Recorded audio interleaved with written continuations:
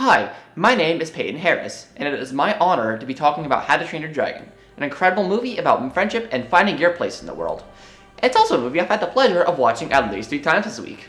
Darren Holmes, editor of Lilo & Stitch as well as Ratatouille, and Marianne Brandon, the editor of Star Wars Episodes 7 through 9 and Mission Impossible 3, are the editors credited for this incredible masterpiece, and you can even see a little bit of their works creep into this one. Marianne was able to use her previous knowledge to edit the more complex fight scenes, while Darren was able to use his knowledge to edit the more emotional and story-driven scenes, making for a duo of editors that had a wide range of coverage. The movie they created together had a perfect mix of the two. Excellent fight scenes, dramatic emotional scenes, and a perfect mix of Vikings and dragons to help tie everything together into an astounding movie. So then, let's get into how the editing style of How to Train Your Dragon shows the audience that Hiccup and Toothless are both out-of-place characters, how they overcome that, and how they became so much more than they ever could have dreamed of. How to Train Your Dragon primarily follows Hiccup as he tries to fit in with the other Vikings, and failing miserably to do so. He doesn't have the bronze to match them, he's always focused on the other things like his inventions instead of fighting, and his track record of always failing isn't doing him any favors. If anything, he fits more into our modern world than his. However, he never really lets that stop him. Whenever he's knocked down, he always gets back up, and even after being berated thousands of times and being told that he needs to stop all this, he always gets back up and keeps on and holds to his determination. Unfortunately, I do have to knock him down a peg because the editing style isn't really helping him out that much. Hiccup's always been portrayed as smaller than the other Vikings. Well, that's not too difficult, he is 5'1" and all. But whenever Hiccup's actually shown to have a presence in the movie, it's always either stolen away or he's just shoved aside. On the contrary, we have Toothless, as Hiccup described him, the unholy offspring of lightning and death itself. Living up to that name, Toothless causes destruction and Burke within the first tenth of the movie. One thing that's interesting about Toothless is that despite his amazing fighting ability, he always prefers to attack from afar, never really engaging in close combat. So much so that no Viking has ever monitored his statistics. To be fair, if any Viking got close enough to him, they probably became fried food within minutes. Another key point is that the dragons don't really seem to respect Toothless. The editing choices make him even seem small compared to other dragons. Speaking of which, it doesn't really seem like the dragons even care about Toothless at all. A trait that's shared by both of our protagonists, now that I think about it. On the opposite side of that, we have the Vikings Burke and the Dragons of Dragon Island, two groups that are actually way similar than they may think. Both have a low tolerance to failure, and tend to pick on those that are inferior. On the dragon side, that means literally killing them and treating them as food. Both Hiccup and Toothless should have high roles in their respective clans, Hiccup being the son of the chief, and Toothless having a near-perfect record. But they're both actually held back by what the other has. Hiccup having the worst record in Viking history, and Toothless not having any of the dragons to really fall back on, and being the only one of his species. Both Hiccup and Toothless have the fair share of conflicts within the movie, but since it's primarily focused on Hiccup, there's a lot more scenes with him involved than Toothless. But the few scenes that the Night Fury does have, overall just boosts his character and likability. Most of Hiccup's scenes have him being the small and scrawny character, while the other one is high up, whether that be physically or through the editing choices made. One of the best examples of this is when Hiccup's going through Burke's dragon training. Hiccup and the other recruits must fight dragons and, along the way, learn how to use their weaknesses against them. This causes a lot of great conflicts, and the first couple have him almost get sent straight to Valhalla. Hiccup has a lot of great conflicts with Vikings in this movie. To be fair, most of it takes place on Burke, so that's kind of to be expected. But some of these interactions have him lose something. For example, he loses both his father and his best friend during his final trial. Speaking of his best friend, Toothless doesn't have a lot of conflicts in this movie with other dragons. There's a terrible terror encounter, there's a dragon island fight, and Hiccup's final trial, and that's about it, really. The terrible encounter starts with a faster pace to show the threat that they pose, but over the course of the scene, the pacing becomes slower and lighter to give the audience a sense of peace. This is perfect because this is when Hiccup learns that not all dragons are bloodthirsty, which is very important in his journey. The other notable scene is Hiccup's final trial. This is right after Hiccup and Toothless have formed their bond, and right before Stoic breaks his bond with Hiccup. One of my favorite parts about the scene is that they keep the action of Hiccup and the monstrous nightmare the same, while also showing Astrid, his love interest, and Toothless making a mad dash to save him. Speaking of which, the camera movements in the scene perfectly show Toothless' desperation, and what's cooler is that now that he has a motivation to get out, he gets out, and then makes a mad dash to go save his best pal. Another set of conflicts that sits right in the middle of the entire movie is the war between Vikings and dragons, and the editing helps make the war have more an effect on the audience. During the first dragon attack, you get the sense that the Vikings are just kind of used to it. Hiccup's monologue shows you that while they're shocked, they know how to deal with it.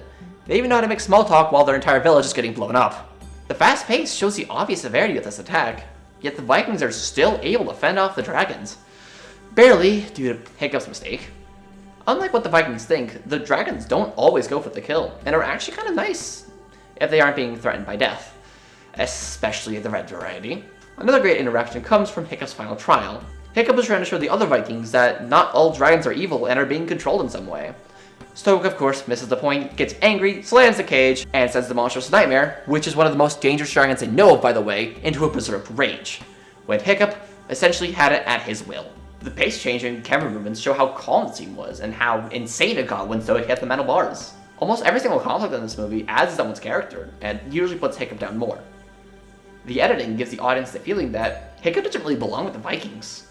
His interactions along with Toothless's just give the sense that neither of them fit with their respective groups, making for a great friendship between the two outcasts. While conflict and dialogue can help boost the story, emotions help drive the story forward. Some say that emotions are even more important than all other aspects of a movie combined. Hiccup's emotions stay pretty consistent throughout the entire movie, but there are some moments that don't match up with what we've seen. Heck, one of the first moments contradicts what we've seen moments prior, when Hiccup is about to shoot down Toothless. Before the shot, we see Hiccup absolutely panicked that his launcher failed. But later on, we see he's regained complete confidence in the invention. Also, a little bit of determination probably helped. Later, we see he's absolutely focused with this eyeline shot, and he's ready to fire at anything that moves. Another good eyeline for Hiccup is after he shoots on the Night Fury and goes to investigate. When he gets there, he's afraid the dragon might lunge out of him once he turns around the rock. For a character that's constantly under a spell of anxiety, it's odd to see him just completely focused for a little bit. Toothless, on the other hand, has a lot more emotional scenes, mostly because he just can't talk. One of my favorites is the scene I mentioned earlier, but it's afterwards when Hiccup is starting to free Toothless. Instead of just killing the boy, the dragon just roars at him and runs away. What's interesting here is how Toothless reacts when he's about to get freed. Hiccup is just standing there, ready to kill him, and all Toothless does is lie his head on the ground and accept his fate. This back and forth shows so much character. Hiccup having the determination to kill a dragon, but not the emotional capability to do so, while Toothless, being the strong and fierce dragon, also knowing when he's met his match. On the opposite side of the duo, we have Stoic the Vast, Chief of Berk, and winner of the Worst Parent Award, and the best one later on.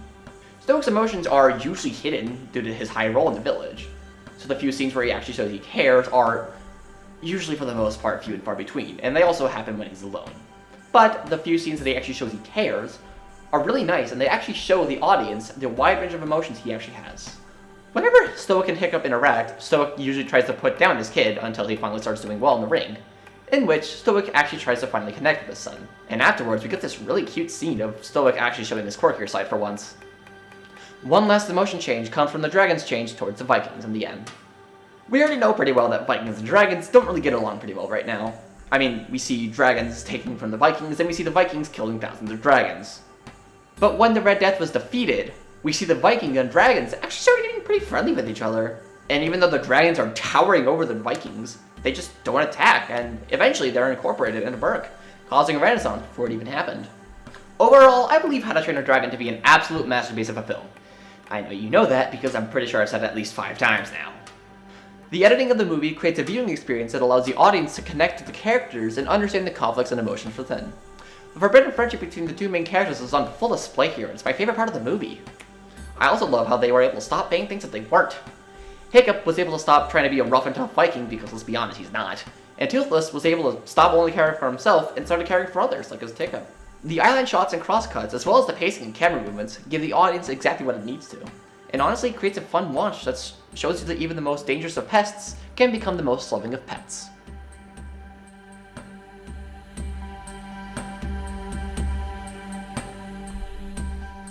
I am so glad that the directors were able to share their visions with just 2 movies. I mean, one second.